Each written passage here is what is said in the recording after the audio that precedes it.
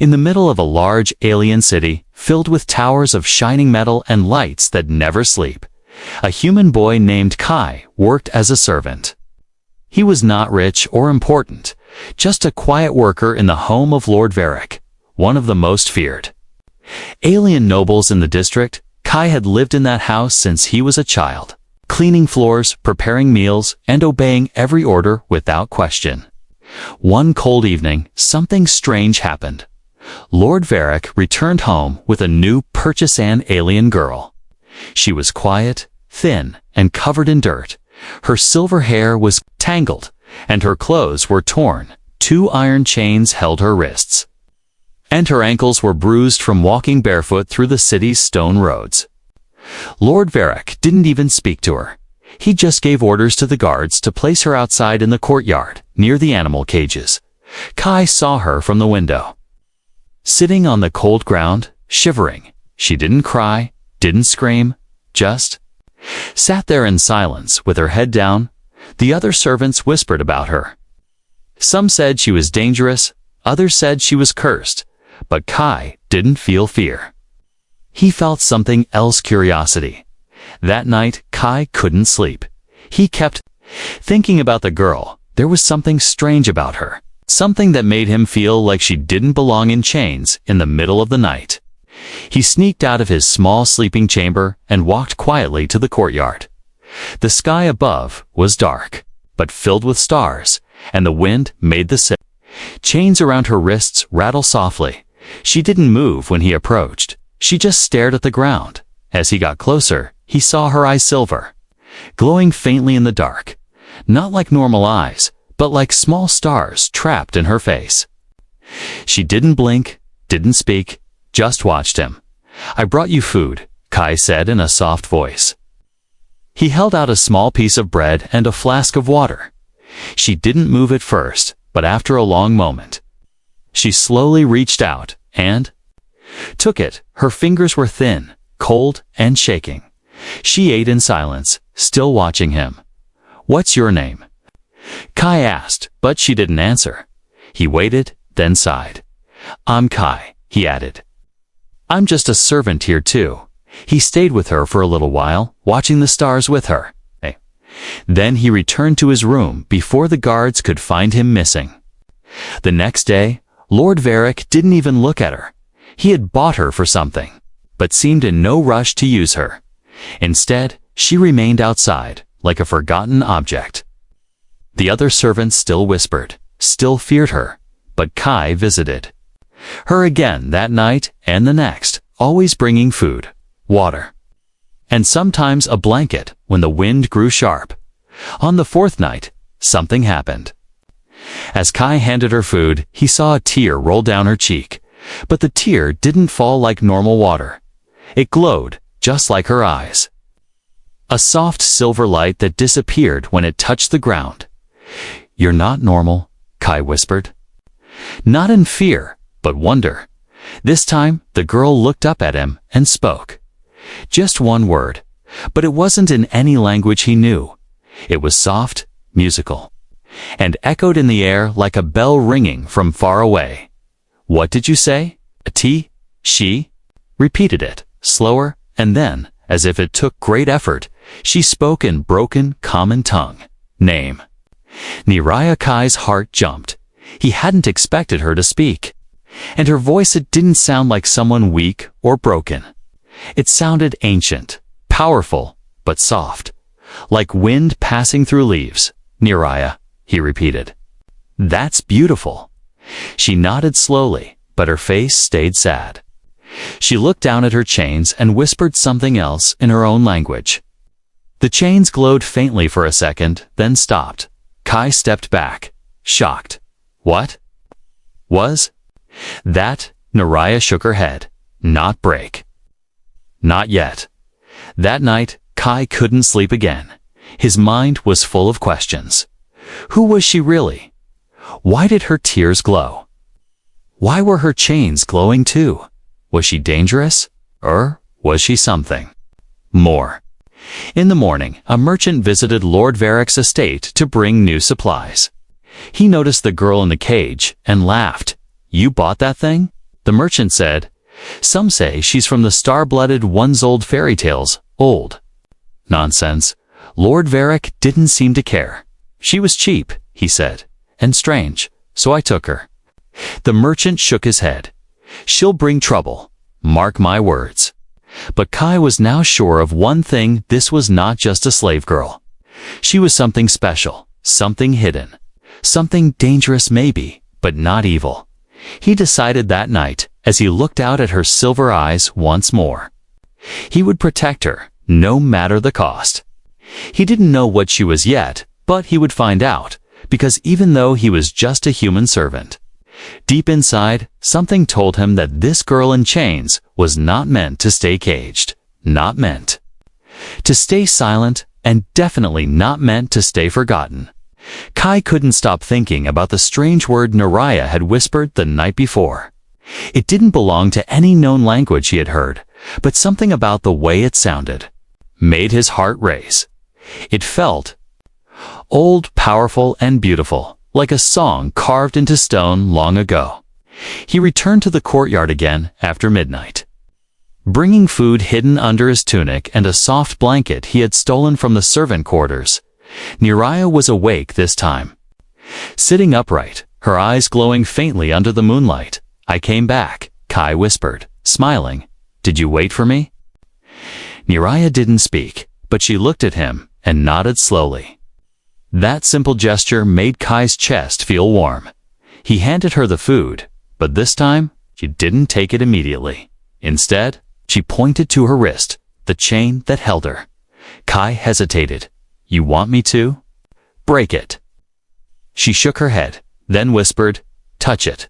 He reached out slowly, his fingers trembling, as soon as he touched the chain. A strange feeling rushed through his body, like cold lightning moving through his bones. He gasped and pulled his hand back, but the chain didn't shock him. Instead, it glowed for a moment with a soft white light, and then went quiet again. What is this? He asked, his voice shaky. Naraya looked into his eyes and said, old magic. Seal. Only speak with pure heart. Kai didn't understand all of it, but he nodded. Something deep inside him knew these chains weren't normal metal. They were holding back something ancient, something powerful, and maybe even dangerous. That night, Kai returned to his chamber and searched through the old data scrolls he was supposed to clean. Lord Varric collected rare scrolls and books, many written in forgotten languages. Kai found one with symbols that looked like the glowing lines he had seen on Naraya's chain. He couldn't read the words, but he noticed one repeated symbol, 3 stars, inside a circle. He had seen that same pattern on Naraya's collar, etched faintly like it had been burned there long ago. The next morning, Kai waited for Lord Varric to leave the house before sneaking back to the courtyard. Naraya was awake and alert. She watched him with calm eyes, as if expecting something. I found something, said, showing her the scroll. This symbol, it's the same as yours, isn't it? Naraya's eyes widened. She reached out and touched the scroll gently. Her fingers glowed, and the scroll's surface responded. The letters rearranged themselves, forming glowing words in the common tongue. Kai stepped back in shock. You just translated it. She nodded and whispered, blood remembers. I am last. He stared at her, confused. Last of what? Naraya hesitated, then said, last, starborn. Last daughter that made Kai freeze. He had heard the legend before about a race of beings called the starborn, said to be children of the stars themselves. Long ago, they ruled parts of the galaxy, but vanished after a great war. Most believed it was just a myth. You're one of them, he whispered. Naraya looked down, her voice soft. I was. Until chains. A silence. Kai sat beside her on the cold floor. His mind was spinning. This girl, this so-called slave, wasn't just rare. She was from a lost race, one that held powers people thought were gone forever. But why would they sell you? He asked. Why would someone lock you up? Naraya's eyes darkened, betrayed, hunted. price on my name. That night, Kai couldn't sleep. Again. His heart pounded with a mix of fear and awe. He realized he was now part of something dangerous, something bigger than himself. The next day, something even more strange happened. A traveling merchant arrived at Lord Varroc's estate to deliver rare supplies and scrolls. As he walked past the courtyard, he spotted Neriah and froze. His face turned pale. He walked up to Lord Varroc and said, "That girl, where did you get her?" Lord Varroc raised an eyebrow.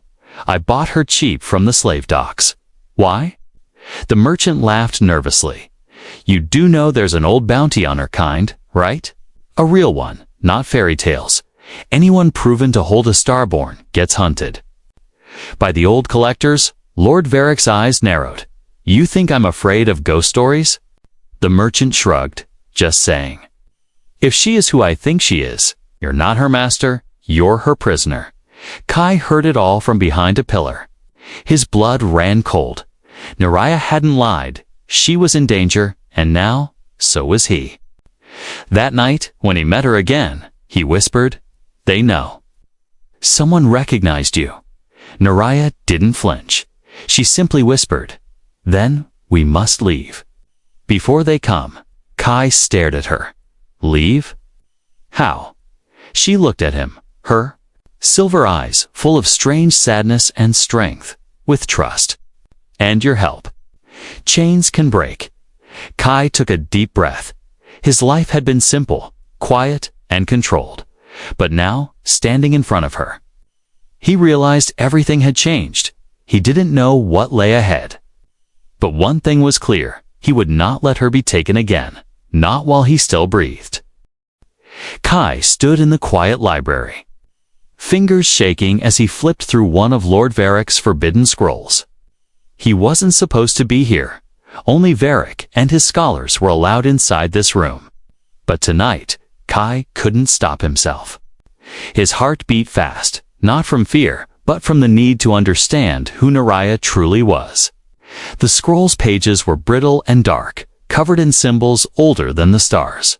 But one image stood out: a girl with silver eyes and a glowing mark on her back. 3 stars around a circle, the same mark he saw on Neriah when she turned in her sleep. The writing below said, "Daughter of the celestial line," sealed in silence. Betrayed by blood, he stared at it, confused, betrayed by blood. He whispered. A shadow moved behind him. Kai spun around only to see Neriah, standing silently in the doorway. Her chains still bound her wrists, but her presence felt stronger tonight, more focused. "You followed me," he said, breathing heavily. "How did you get in here?" Neriah's voice was soft. "Chains do not hold me. Not truly.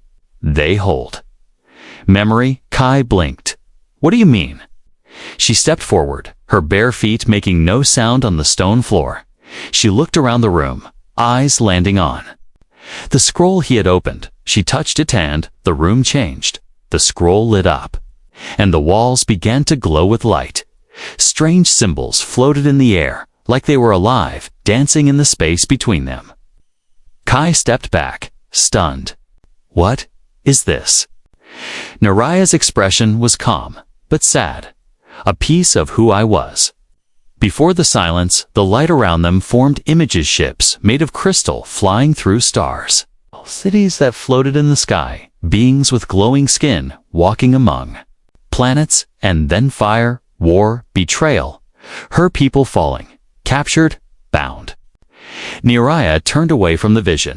"They feared us. Our power, our blood." Kai swallowed hard. "Who betrayed you?" She looked at him, pain deep in her voice. "My own brother.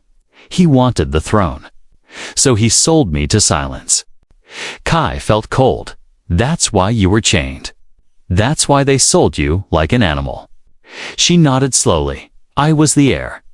The chosen. They broke me. Erased my name. But I still breathe." The lights around them faded slowly, and the scroll went dim again, leaving only candlelight between them. Kai walked closer and sat beside her, looking up at the ancient "Shelves, Neriah," he said quietly. "Why me?" She looked at him, confused. "Why did I trust you?" He nodded. She smiled for the first time, a small, soft smile. "Because you did not look at me like a weapon or a prize.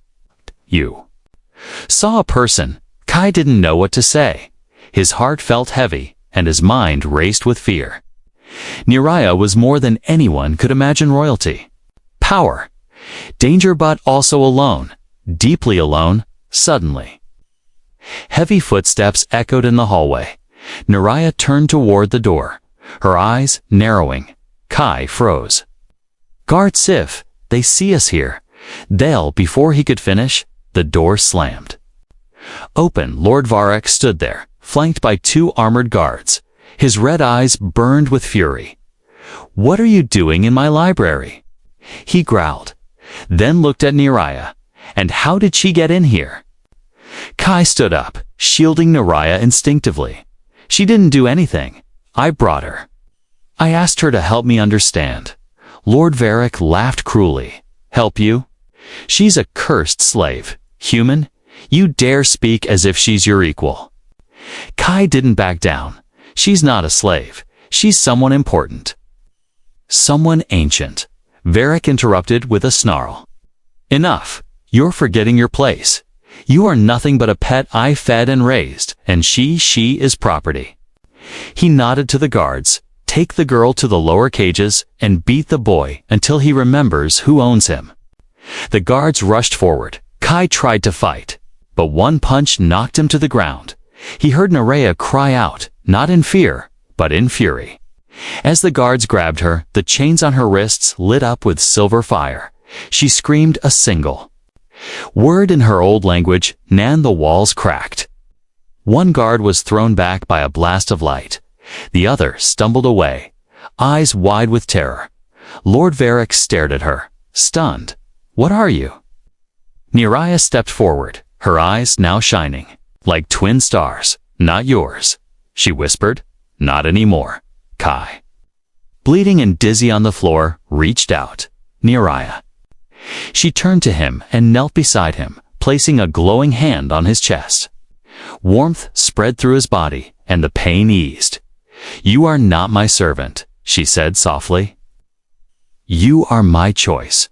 Behind them, Lord Varric backed away, calling for more guards, but Neriah stood tall now, her voice calm but full of strength. "Run if you value your life." Varric Kai slowly stood, still weak, but breathing. "What now?" he asked. Neriah looked at him, her voice steady. "Now we escape. And I begin to remember who I truly am." Kai nodded. Blood on his face, but fire in his heart. The quiet servant boy was gone, and so was the silent girl in chains. What remained now was a force no one was ready for. They ran through the darkness, the cold wind cutting against their skin. Neriah's bare feet made no sound, but Kai's boots thudded loudly across the stone floors. Behind them, alarm bells rang. Red lights flashed, and Lord Varric's voice echoed through the house, calling for every guard to stop them. Kai's breath burned in his chest. He had never run so fast in his life. His legs were weak, but the memory of Neriah healing him still pulsed through his veins. He glanced at her, her silver eyes glowing like moons, her chains cracked and barely hanging. She was no longer quiet, no longer weak. They turned a corner and entered the old servant tunnels beneath the estate. Most of the staff didn't know these paths existed. Kai had cleaned them before. He knew where they led toward the cliffside ruins, where the old houses stood before the city grew over them. "Where are we going?" Neriah asked, her voice calm despite everything. "There's a cave," Kai panted. "A hidden place I found once when I was a kid. No one goes there anymore." Neriah nodded, her breath steady. She wasn't even tired. That alone reminded Kai just how different she was. As they reached the tunnel's exit, a loud explosion shook the ground. A wall behind them collapsed. Guards had found the tunnels. Neriah raised her hand and whispered a word. A glowing barrier formed behind them, sealing the way with light. "Go," she said softly. "We don't have long outside." The sky was dark and full of stars. The wind carried the scent of salt. From the sea below the cliffs, Kai led her along a broken path between tall alien trees with silver leaves that whispered in the breeze. Finally, they reached the cave hidden behind a fallen statue of some long-forgotten hero. Inside, it was dry, cool, and silent. Neriah sat on the stone floor while Kai gathered some old cloths and broken tools lying around. He made a small fire and handed her a piece of fruit from his pocket. They sat in silence for a long time until Kai finally asked, "What did you mean when you said the chains held memories?" Neriah looked at her wrists, the broken metal still clinging to her skin. Glowing faintly, "These were made by my own brother," she said, "not to kill me, but to keep me weak. They block the power of our kind and fill the mind with false thoughts. They show pain that never happened, and silence the voice of who we are." Kai's chest tightened. "He really did that to you." "He wanted to rule," she whispered. "So he erased me, told the galaxy I died in battle, then sold me in secret, and the worst part, I remembered none of it until you touched the chains." Kai frowned. "Me? But I'm just... No." Neriah interrupted. "You carry something inside you. I felt it the first night you spoke to me, your presence. Wakes up the truth." Kai didn't understand, but he didn't question it. Not tonight. Not after all they had seen. He reached out and gently touched the back of her shoulder. "Is this why you have that mark?" Neriah froze. "You saw it." Kai nodded. "A few nights ago, when you were sleeping. It looked like 3 stars in a circle." She turned her back to him and lifted her tangled hair. "It is the crest of the Starborn throne," she said. "It only appears when someone of the bloodline remembers who they are." Kai's fingers traced the edges of the glowing mark. As he did, he suddenly saw flashes, not his own thoughts, but hers. Memories rushed into his head. Neriah as a child, flying above a city of golden towers. Her father's voice calling her Empress to be. And then, the betrayal, the chains, the silence. He gasped and fell back. His heart was racing, and tears filled his eyes. I saw everything." Neriah turned, her eyes soft. "Then you understand why I can't go back." Kai nodded, wiping his face. "You're not a slave. You're royalty. Your power. Your hope," she smiled. But there was pain in it. That's what they feared most. Suddenly, a small device on Kai's belt beeped. His eyes widened. "That's a tracker. Lord Varak must have hidden it in my clothes." Neriah stood quickly. "Then we move now." "But where?" Kai asked, standing too. "They'll search the whole district soon." She looked toward the sea, the stars reflecting in her eyes. "There's a place. An old temple buried beneath the cliffs. My people once hid something there. A way to return home." Kai blinked.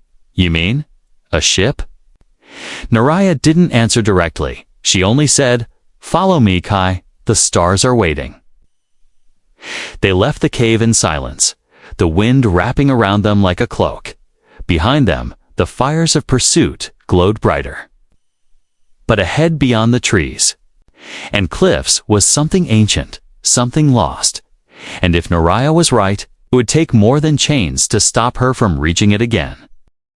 The cliffs were steep, broken, and dangerous, but Neriah moved across them as if she had walked that path before. Kai followed close behind, still breathing hard, still wondering how his quiet life had turned into something this big. Wind howled around them, carrying the scent of old metal and sea fog. The stars above twinkled brightly, as if watching their journey. "How much farther?" Kai asked, gripping a jagged rock for balance. Neriah pointed to the far side of the cliff, where sharp rocks rose like the broken bones of the earth. "There," she whispered, "the temple sleeps beneath those ruins." Kai squinted. "That doesn't look like a temple. It isn't. Not anymore.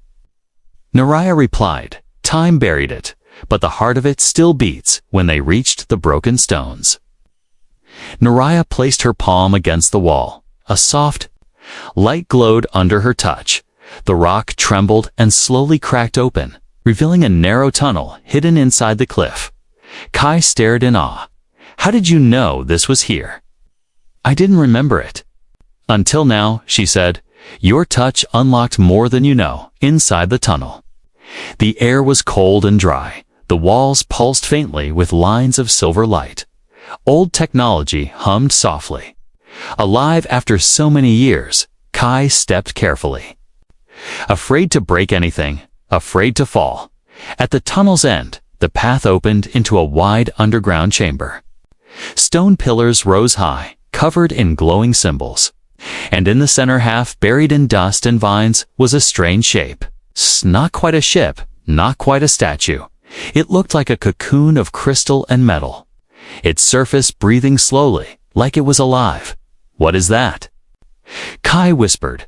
Naraya walked forward, her eyes wide, her voice full of emotion. It's called the cradle. My people built it to protect the air of the stars. It sleeps until it feels our blood again. She stepped closer, and as she placed her hand on the surface, the entire chamber lit up. The pillars glowed, the walls shined. And the cocoon cracked open with a soft hiss. Inside was a command seat, surrounded by flowing light. Like water frozen mid-air, it looked too beautiful to be a machine, and too advanced to belong to this age. Kai stared at it, stunned. This is your ship. Naraya nodded slowly. Not a warship, but a lifeboat, one meant to carry the last of my kind home. She turned to Kai. Her expression serious now, but it needs something. Someone with the gift of bridge speech. Someone who can bond thought with machine. Kai blinked. What does that mean? You, Naraya said, walking toward him. I felt it the night you touched my chain, and again when you saw my memories. You carry the bridge gift, rare even among humans. Kai took a step back. Me? I'm just a servant. I clean floors and carry trays. How could I control something like that? You already have, she said gently. Without knowing, you woke the ship. You opened the path. Before Kai could answer, a sudden rumble shook the chamber. Naraya's eyes narrowed. They've found us, from the tunnel. Heavy footsteps echoed metal boots, shouting voices. Lord Varric soldiers, armored and armed, entered the temple ruins. Weapons raised, red lights scanning. The dark, do not let them reach the girl. A voice shouted. It was Varric, furious. The bounty is double if she's alive. Naraya stepped in front of Kai, her silver eyes blazing. Stay behind me. One of the soldiers fired a blast. Naraya raised her arm, and a wall of light formed. Mid-air, the blast hit it and disappeared. The soldiers froze, shocked. Naraya raised her other hand and spoke a single word. Bright symbols flew from her palm and struck the ground near their feet. The stone exploded upward, throwing several guards to the floor. Kai watched in awe. You're incredible. I am remembering, she whispered, and they are too late. She grabbed Kai's hand and pulled him toward the ship's cradle. Touch the core, she said. Now Kai placed his hand on the glowing console inside the seat. A sharp pulse went through his chest, then his mind filled with images. Stars, maps, names of places he'd never heard, memories that weren't his. He gasped and nearly fell, but Naraya caught him. You are linked, she said. Now? Speak to it, task it to wake. Kai focused, heart racing. Wake up. Please, the ship answered with light. The crystal wings opened. The room trembled, and a protective shield surrounded them both. The soldiers fired again, but the blasts bounced off the barrier like raindrops on glass. Lord Varric stepped forward, staring in disbelief. You were just a girl in chains. And you just a servant. Naraya faced him. Not anymore. With a hum, the ship began to rise. Lifting slowly from the ground, the ancient dust fell away. Revealing shining wings and engines that burned with silver flame, Varric screamed, "Stop them!" But it was too late. The cradle soared through the chamber roof, breaking into the night sky, leaving behind fire. Silence, the end of their chains. The ship soared through the clouds like a bird finally freed from a cage. The stars above welcomed it, recognizing the return of something ancient. Something lost, Neraya sat in the cradle's central seat, her silver eyes glowing brighter than ever. Kai stood beside her, holding on to the edge of the glowing panel, still shaking from what they had just escaped. They had done it. They had broken free from Lord Varric, from the chains, from the lies. But now came the next step, understanding what they had awakened. This ship, Kai whispered. "It feels alive." "It is," Neraya said calmly. "It was built with the core of a dying star and the dreams of my ancestors." Kai looked out through the crystal glass, where clouds parted and the endless black of space stretched before them. "Where are we going now?" Neraya didn't answer right away. Her fingers moved over the controls, and symbols formed in the air maps. Memories, star names, long forgotten. "We need to find the archive," she finally said. "It holds the truth about what happened to my people." "And proof that I still live?" Kai raised an eyebrow. "You mean?" "Like a message from the past." "More than that," she said. "It's a memory vault. Left for me, if I ever returned." Before Kai could ask more, the ship shook slightly. Alarms blinked. Neraya turned to the panel, her voice sharp now. "We're being tracked. Lord Varric again." Kai asked, fear rising in his throat. "No," Neraya whispered. "Something worse." Outside the ship, a shadow formed in space, dark and smooth, shaped like a hunter's blade. A vessel unlike anything Kai had ever seen. It was sleek, quiet, and glowing red at the edges like burning coal. It didn't follow by speed, followed by smell, by memory, by hate. Neraya's voice turned cold. "A collector's ship." Kai felt a chill. "What's a collector?" She answered slowly. "They were created to hunt survivors of my kind. They don't sleep, they don't speak. They only destroy what they're ordered to erase." The enemy ship launched a black beam, silent and fast. It struck their side, rocking the cradle ship hard. Sparks flew, lights flickered. Kai grabbed a rail. "We need to run." "I'm trying," Neraya said, sweat forming on her forehead. But the cradle wasn't built for battle. Another hit struck them, this time closer. A side panel burst in flames. Neraya's fingers moved faster, unlocking parts of the ship that hadn't been touched in thousands of years. "I can power the gate drive." "But I need more time." Kai looked around, then spotted something strange energy flowing near the ship's heart, where he had placed his hand before. "What if I help again?" he asked. Neraya paused, then nodded. "Yes, if you open the bridge again, I can push power into the gate system." Kai ran to the control heart and placed both hands on the glowing surface. The moment he did, visions poured into him. A sea of stars, a voice whispering in an unknown language, but somehow he understood it. "Welcome, bonded one," it said. "Path unlocked." Neraya shouted, "Now Kai, focus on escape." "I am," he yelled back, his hands glowing. The ship responded, wings shifting, shields recharging. The engine core roared like thunder, trapped in metal. Outside, the collector's ship fired again, but this time, the beam was blocked by a bright silver shield. Kai's energy was flowing through the ship, waking old defenses. Neraya didn't hesitate. She activated the gate drive, and a swirling tunnel of light opened before them, a tier in space, a gate that led to a hidden part of the galaxy. "Hold on," she cried.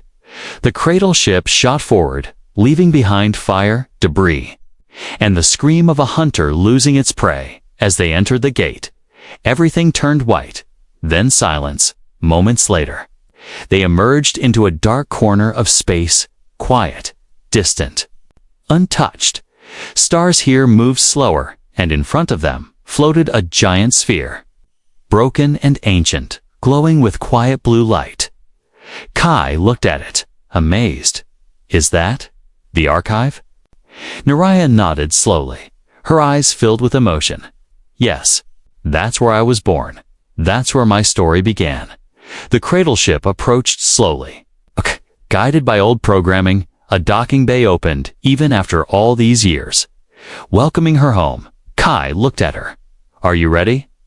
Naraya smiled for the first time since they left the cliff. No. But I must be. They walked together into the light of the archive. Not as master and servant, not as runaway and protector, but as two souls bound by something far greater than blood hope, and far behind them, deep in space, the collector ship turned away, retreating into the dark, but not for long, for now it knew the Empress was alive, and the bridge-born human had awakened the stars. The air inside the archive felt heavy with memory. Every step echoed like a voice from the past. Kai walked beside Naraya through long corridors lined with glowing symbols and floating crystals.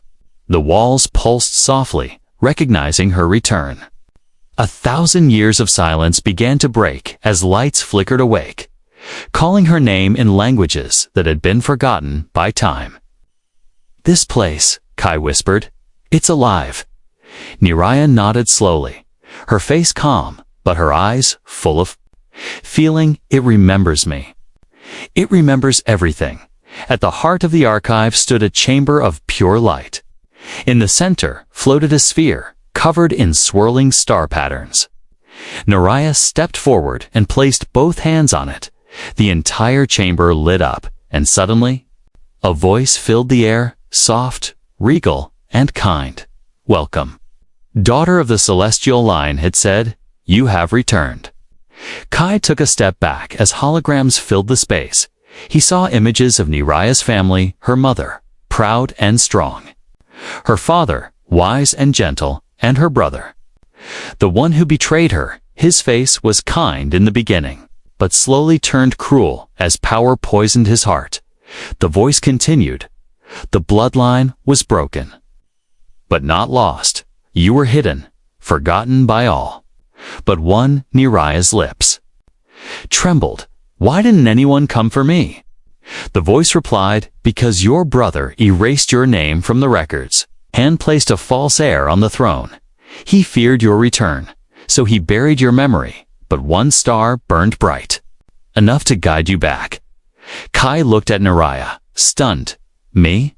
Nira turned to him. Yes. The archive calls you the bridge spark, a soul that unlocks what was sealed. Kai scratched his head. I never wanted any of this. I was just a servant. You were never just a servant, Naraya said softly. You were always more. You just never had a reason to believe it. Suddenly, an alert flashed across the archive walls. Red lights flickered, and the soft hum turned sharp and cold. Naraya stepped closer to a glowing panel. What's happening? The archive answered, enemy vessel detected. The collector returns, estimated arrival for minutes. Kai's heart pounded. It followed us. Naraya didn't panic. She turned to the archive. Are the defense systems active? Negative, it said. The cradle ship is the only remaining functioning craft. Everything else is dormant or broken. Kai frowned. Then we're trapped.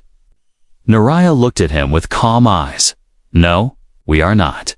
She walked toward the cradle ship and opened the central console. The collector doesn't come for war.